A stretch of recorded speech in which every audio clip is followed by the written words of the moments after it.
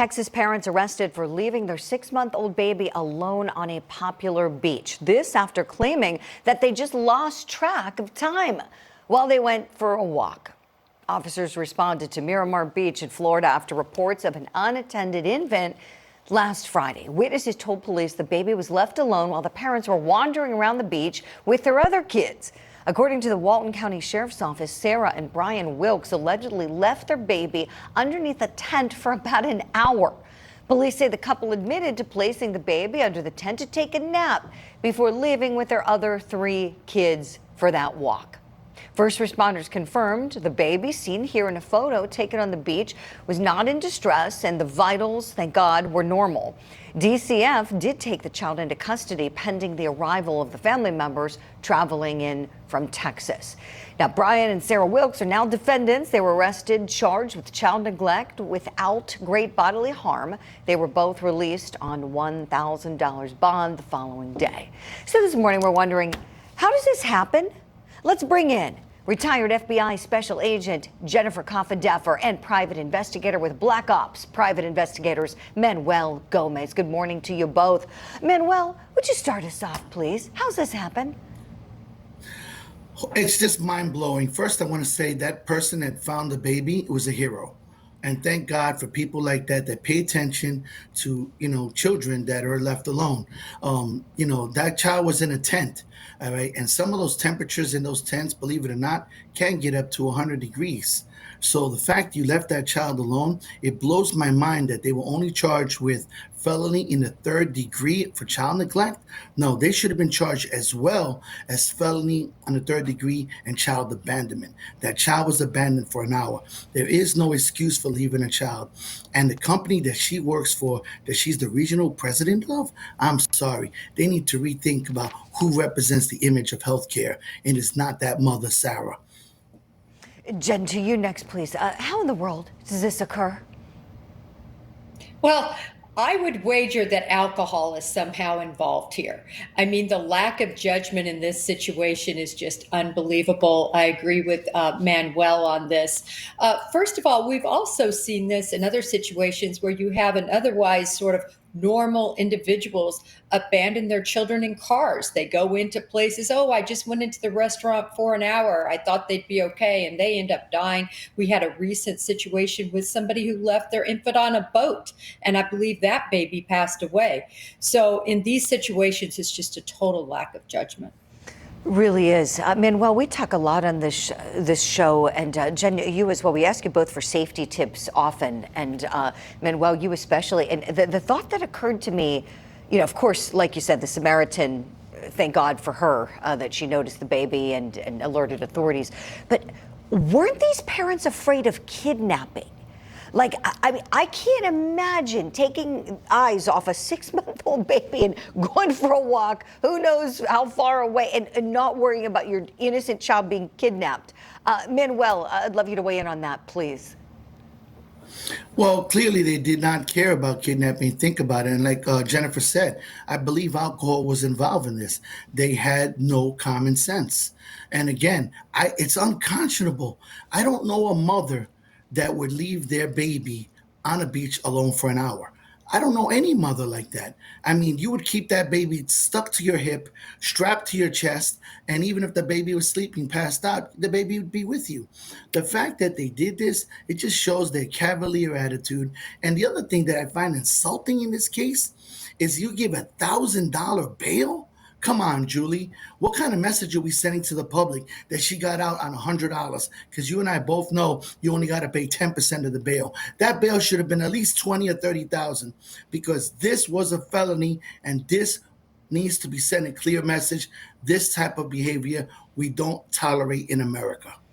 Manuel for magistrate. I couldn't agree with you more. Those magistrate judges need to pay attention to the bail they're saying. You are right. You are absolutely right. Because where are they going home to? To the other kids. What else may happen? What else? I couldn't agree with you more, my friend. Let's switch gears and turn to another story. This is another child case. This one a bit different, though, with the facts. The FBI now involved in the search of missing 9-year-old Melodee Buzzard. This is authorities say that her mom isn't cooperating. The search for Melodee is going into week number 2 today after a school administrator reported the child's prolonged absence. Investigators say that this beautiful girl hasn't been seen since August, while her aunt tells USA Today that she hasn't seen Melodee in over 4 years.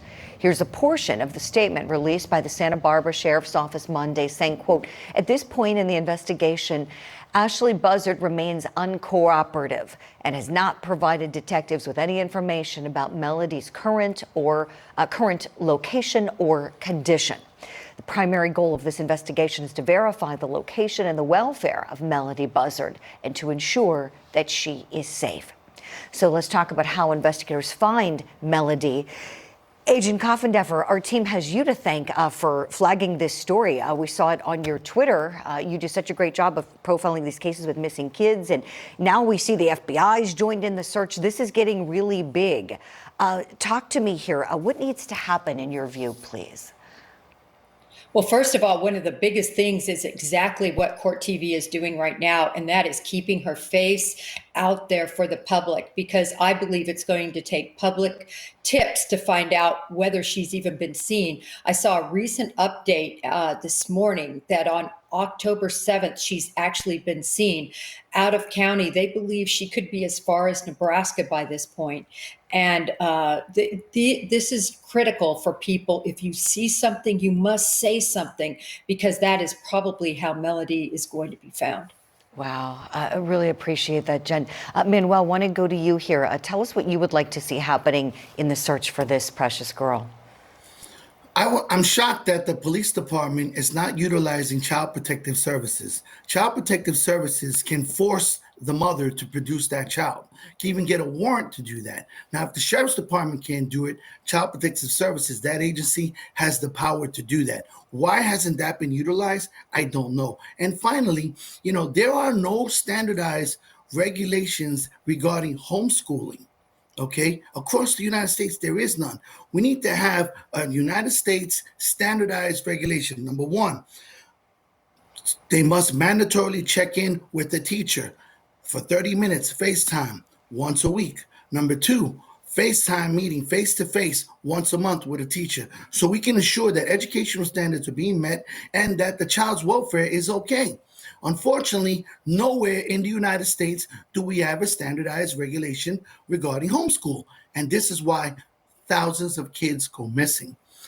Child Protective Services needs to intervene into this case. Oh, that's a great, really great point you're raising here, Manuel. Let's dovetail off of that. Jen, I saw in one of the posts you put up on your Twitter account about how this case reminds you of Harmony Montgomery's case, which, as you know, you both know, we talk about a lot on this show, and we have for years, and we'll continue to remember this precious angel. She is a great example of being failed by literally everyone in her life, and especially the Department of Children and Family Services. Jen, what are some of the things that remind you of Harmony's case when you analyze Melodee Buzzard's case? Well, when you look at this, especially early on, Julie, no one knew how long she had been gone. Law enforcement is now doing a great job using the FBI, getting them involved because jurisdiction apparently has been changing, which makes it very difficult on the local jurisdiction to keep track of this case. With the FBI involved now, finally, we have some answers as to her being seen at least twice, once in August and once in October. But it reminded me so much of this case because no one knew the last time she had been seen. And I love Manuel's point about homeschooling. So often homeschooling is used to actually keep the children and the crimes committed against them hidden, because no longer are they in school where people can see bruises and broken arms and things. So there does need to be a standardization and, remain extremely concerned about her. Yes, you're both bringing up such great points. It really seems we need reformation there for sure. And in the meantime, as you said, Jen, hopefully everyone will keep sharing her picture and talking about her case. I know we will. You two are awesome. Jen Coffindeffer, Manuel Gomez, thank you both so much. We'll see you soon.